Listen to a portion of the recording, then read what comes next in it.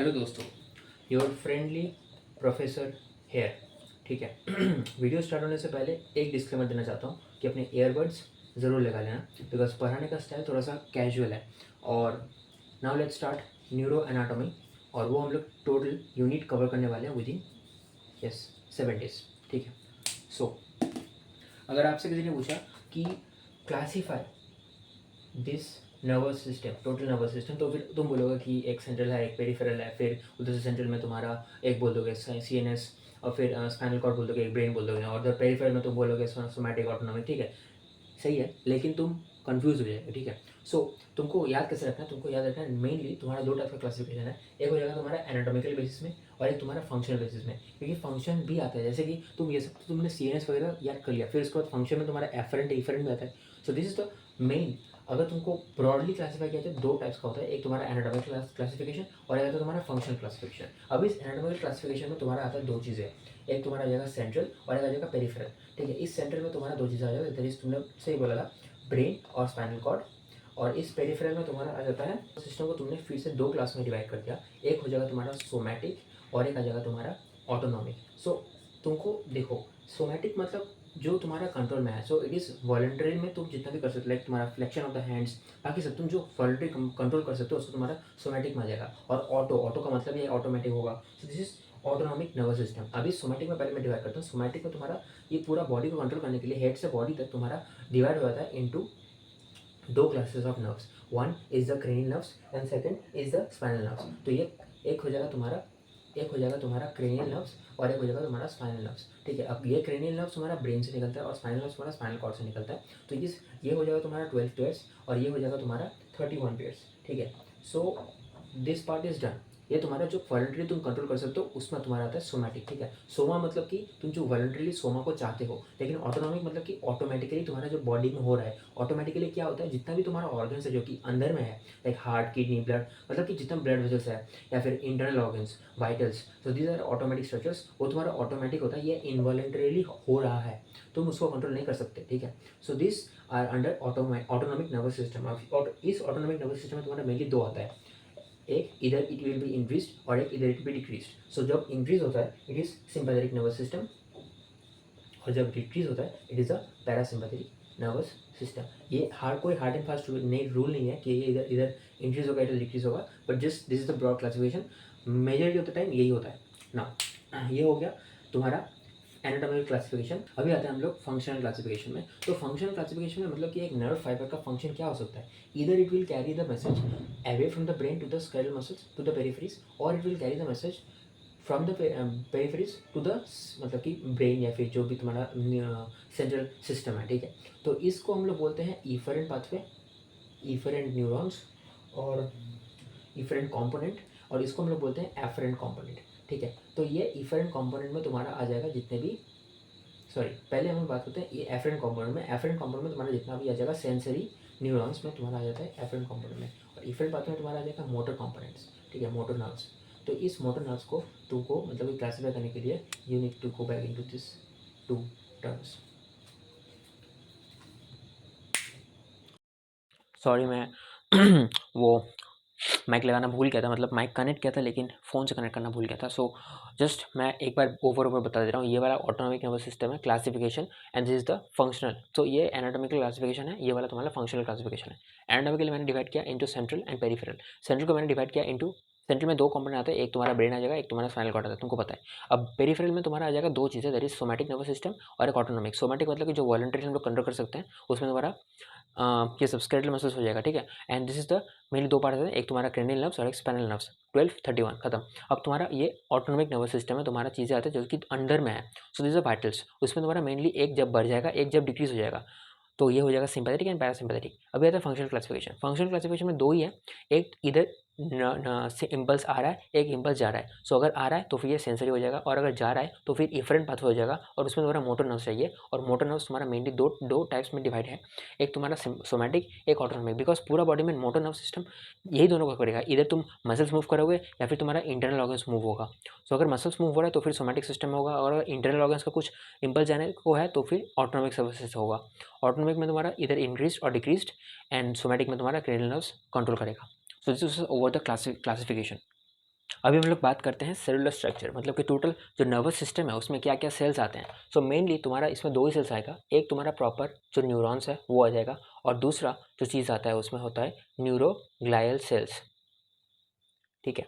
सो इस neuroglial sales का तुम टेंशन मत लो, इसमें बच्चे बहुत मतलब कि वो होता है। सो दोस्त इसको तुम उतना टेंशन मत लो, मैं एक डायग्राम ड्रॉ करूंगा और सारा न्यूरोग्लायल सेल्स एक ही डायग्राम से हो जाएगा, मतलब yes it will just one diagram. So इसके बाद मैं एक डायग्राम ड्रॉ करूंगा, उसमें तुम्हारा न्यूरोग्लायल सेल्स हो जाएगा।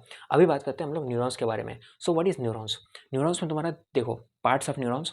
सो सारे बेसिक चीज़ें तुमको पता है कि what is neurons. If you say this is a cell body, cell body होगा, उसके थोड़ा सा इधर से निकलेगा तुम्हारा डेंड्राइट्स बहुत सारा, and then there will be an axon, और फिर इधर से तुम्हारा निकलेगा प्रॉपर एक्सोनल टर्मिनल्स। ठीक है। सो ये सारे बेसिक चीज़ें तुमको पता है, लेकिन जो पता नहीं है वो है कि अगर तुम्हारा ये जो सेल बॉडी है, सेल बॉडी अगर बहुत सारा सेल बॉडी एक जगह पे तुम्हारा एग्रीगेट हो जाए, ठीक है, एग्रीगेट हो जाए, और वो अगर तुम्हारा सीएनएस में हो रहा है, ठीक है, तो एग्रीगेट तुम्हारा दो जगह पे हो सकता है। एक तुम्हारा सेंट्रल नर्वस सिस्टम में हो सकता है, मैंने तुमको बोला ना क्लासिफिकेशन में, तो ये एग्रीगेशन इधर सीएनएस में हो सकता है, इधर पीएनएस में हो सकता है, राइट। सो अगर ये पूरा एग्रीगेशन, मैं पूरा यूनिट का बात कर रहा हूँ, हाँ, aggregation of all the cell bodies, not the axons, only the cell bodies, अगर वो सीएनएस में हुआ तो फिर हम लोग उसको बोल देंगे न्यूक्लियाई। ठीक है। और अगर पीएनएस में हुआ तो हम लोग उसको बोल देंगे गैंग्लिया, बस, गैंग्लिया या फिर गैंग्लियन, वटेवर। ठीक है। तो जस्ट ये था तुम्हारा नया चीज़ जो तुमको पता नहीं था, बाकी सब स्ट्रक्चर तुमको पता है। और ये चीज़ तुमको नहीं पता है वो है कि टाइप्स ऑफ न्यूरॉन्स और द नर्व सेल्स। तो इसमें जो चीज़ रटने वाली है वो है कि इसका क्लासिफिकेशन, जैसे मल्टीपोलर न्यूरॉन्स कहाँ पे होता है, बाइपोलर कहाँ पे होता है, सीडो यूनिपोलर कहाँ पे होता है, यूनिपोलर कहाँ पे होता है। ये तुम लोग ऑलरेडी 11-12 में पढ़ चुके हो, लेकिन फिर भी अभी और एक बार बता देता हूँ। मल्टीपोलर तुम्हारा मोस्ट कॉमन है, जहाँ पे भी तुमको मिलेगा मल्टीपोलर ही मिलेगा, सीएनएस पीएनएस की बात करो। बाइपोलर तुमको मिलेगा ओनली रेटिना में, सीडो यूनिपोलर तुमको मिलेगा in the dorsal root ganglion. ठीक है, ये मैं तुमको आने वाले वीडियोज़ में समझा दूंगा कि डॉर्सल रूट गैंग्लियन में कहाँ पे मिलता है, इन द पेन पाथ तुमको देखने को मिलेगा। ठीक है। एंड यूनिपोलर तुमको मिलेगा in the foetal life style, also in mesencephalic of the trigeminal nerve में भी तुमको मिलता है, लेकिन ज़रूरत नहीं है, तो मेनली फीटल लाइफ में याद करो। ठीक है। और एक इसके अलावा और एक क्लासिफिकेशन आता है based on the length of the axon. अगर तुम्हारा बहुत ही लंबा लेंथ है, ठीक है, तो फिर ये हो जाएगा गोल्गी टाइप 1, गोल्गी टाइप 1। और अगर तुम्हारा छोटा लेंथ है तो फिर गोल्गी टाइप 2। और अगर लेंथ ही नहीं है, मतलब कि इसमें एक्सॉन ही नहीं है, तो फिर तुम्हारा हो जाएगा हेमेक्रिन, हेमेक्रिन न्यूरॉन्स। ठीक है। So this is the classification based on the length of the axon. बाकी बाकी और कुछ इधर से आता नहीं है, सब सिंपल है। और बाकी क्लासिफिकेशन जैसे कि सेंसरी न्यूरॉन क्या होता है, मोटर न्यूरॉन क्या होता है, वो तुमको पता है। मेन चीज़ें मैं तुमको बता रहा हूँ जो कि फर्स्ट एमबीबीएस स्टूडेंट्स के लिए इंपॉर्टेंट है। ठीक है। ये तुम्हारा हो गया टोटल न्यूरॉन्स के बारे में। अभी हम लोग बात करेंगे न्यूरोग्लियल सेल्स के बारे में in the next. So now let's come to the topic that is proper. So now let's talk about the neuroglial cells. तो न्यूरोग्लियल सेल्स मेनली तुमको बताने के लिए मैं एक ही डायग्राम ड्रॉ करूँगा और सारे न्यूरोग्लियल सेल्स क्लियर हो जाएगा। मेनली देखो ये वाला तुम्हारा ब्रेन है, ठीक है। So just consider this is your brain. Diagram में उतना अच्छा नहीं हूँ मैं, जस्ट, और ये वाला तुम्हारा है सेरिबेलम हो गया, इधर से तुम्हारा स्पाइनल कॉर्ड। ठीक है। सपोज इमेजिन कर लो अभी के लिए, तो ये हो गया तुम्हारा ब्रेन। अभी तुमको इस ब्रेन में ये तुम्हारा सेंट्रल सर्कस, ये जैसे इधर से थोड़ा बहुत हो गया। अभी तुम्हारा ब्रेन में मिलेगा क्या तुमको? मेनली तुमको ब्रेन में मिलेगा, एक तो तुम्हारा ब्लड वेसल्स मिलेगा, ठीक है। दूसरा तुमको इधर मिल सकता है, अगर मैं दूसरा पेन से ड्रॉ करूँ तो इधर मिल सकता है तुमको वेंट्रिकल्स। ठीक है, वेंट्रिकल, ये वाला तुम्हारा वेंट्रिकल्स है। तुमको आगे आगे वीडियोस में तुमको देखने को मिलेगा वेंट्रिकल्स होते हैं। और वेंट्रिकल्स के अलावा तुमको मिलेगा इधर neurons, the most important part, बहुत millions and millions of neurons. ठीक है। सो ये बना दिया मैंने एक न्यूरॉन, ये उसका एक्सॉन। ठीक है। इधर बना दिया और एक न्यूरॉन, और इसका भी एक्सॉन। ठीक है। तो अब मैं तुमको एक बात पूछता हूँ कि न्यूरॉन्स कैसे रहते हैं। न्यूरॉन्स में तो ये जो एक्सॉन है उसका माइलिन शीथ होगा, ये माइलिन शीथ होगा प्रॉपर, ये माइलिन शीथ होगा। माइलिन शीथ मैंने बना दिया, माइलिन शीथ बना दिया, माइलिन शीथ बना दिया, माइलिन शीथ बना दिया। ये नीचे उतर है, इसका भी माइलिन शीथ बना दे रहा हूँ नीचे। ठीक है। Myelin sheath, myelin sheath, myelin sheath, myelin sheath proper. ठीक है, हो गया। अब इसका भी सेम होगा, सेम टू सेम, ऐसे मैं ड्रॉ कर रहा हूँ जस्ट फॉर रेफरेंस। हो गया। अभी सबसे पहला क्वेश्चन ये है कि माइलिन शीथ बनाता कौन है। अगर ये सीएनएस में हुआ तो फिर ये बनाएगा तुम्हारा ऐसे करके एक मैं सेल बना रहा हूँ, ठीक है, ऐसे। तो ये सेल तुम्हारा माइलिन शीथ बना रहा है। So these are the cells which are the producing element of myelin sheath. और इस सेल को हम लोग नाम देते हैं ओलिगोडेंड्रोसाइट। ठीक है, अगर तुम्हारा ये सीएनएस में माइलिन शीथ बना है, लेकिन ये स्पाइनल कॉर्ड में माइलिन शीथ अगर बनाना होता है इसको, तो फिर स्पाइनल कॉर्ड में तुम्हारा एक्स्ट्रा कुछ सेल नहीं है ऐसा ओलिगोडेंड्रोसाइट नाम का कोई। ठीक है, सो स्पाइनल कॉर्ड में माइलिन शीथ बनाता है एक सिंपल सा सेल जो कि एक्सॉन में ही रहता है, वो नाम होता है उसका शॉन सेल। ठीक है, तो स्पाइनल कॉर्ड में अगर माइलिन शीथ बनाना होगा तो शॉन सेल बनाएगा, अगर सीएनएस में माइलिन शीथ बनाना होगा तो फिर ओलिगोडेंड्रोसाइट बनाएगा। ये हो गया तुम्हारा, दो सेल्स कवर हो गया, ये नंबर 1, ये नंबर 2। दूसरा, ये ब्लड वेसल है। ब्लड वेसल है मतलब कि तुम्हारा इसमें ब्लड होगा, या सो ब्लड बना देता हूँ मैं, इससे ब्लड आ रहा है तो ब्लड कम। अभी अगर ब्लड तुम्हारा आ गया तो तुमने ये सुना होगा कि ब्रेन में और ब्लड में, इन दोनों के बीच में एक डिफरेंस होता है, इन दोनों के बीच में एक बैरियर होता है, that is a blood brain barrier. हाँ, तो इस ब्लड ब्रेन बैरियर को बनाने का काम कौन करता है? मेनली एक स्पाइडर शेप शेल होता है। ठीक है, मतलब कि star shape, sorry spider shape नहीं, मतलब वही स्टार शेप शेल होता है जो तुम्हारा मेनली बैरियर बनाता है between the brain and the blood. So blood brain barrier को इस सेल का नाम होता है, since it is a star shape, so तुम लोग बोलते हैं एस्ट्रोसाइट। सो ये तुम्हारा हो गया number 3 number cell, third cell. ठीक है, तो एस्ट्रोसाइट हो गया। तीसरा सेल जो होता है वो तुम्हारा इस वेंट्रिकल से रिलेटेड है। सो ये तुम्हारा वेंट्रिकल है, कोई भी वेंट्रिकल हो सकता है, लैटरल, फोर्थ, थर्ड। ठीक है, सो इस वेंट्रिकल के और ब्रेन के मैटर के बीच में कुछ तो होगा, लाइक बैरियर के लिए।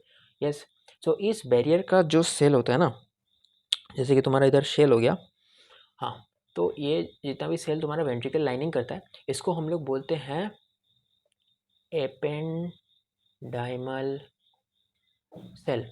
खत्म कहानी। ये this the main function is ventricle का लाइनिंग बनाता है, तो इसको हम लोग बोलेंगे एपेंडाइमल सेल। ये तुम्हारा हो गया number 4। So these all of these are neuroglial cells. Number 1 बोल दिया मैंने, नंबर 2 बोल दिया, नंबर 3 बोल दिया, नंबर 4 बोल दिया। अभी और एक है जो कि तुम्हारा एम जैसा दिखता है। ठीक है, सो एम जैसा मतलब कि ऐसे ऐसे ऐसे याद करना। सो इससे इसका नाम हो जाएगा तुम्हारा माइक्रोग्लियल सेल्स। और एम से याद रखना, माइक्रोग्लियल का फंक्शन क्या होता है? It is a macrophage of the brain और सीएनएस, मतलब कि इसका मेन फंक्शन है फैगोसाइटोसिस। कोई भी अगर इन्फेक्शन हुई है तो microglial cells are the main function is behave as a macrophage. ठीक है, सो ये तुम्हारा कितना हो गया? ये वाला तुम्हारा है 5वां cell. So these are the total 5 types of cells that are acting as a neuroglial cells in the body. बस खत्म कहानी।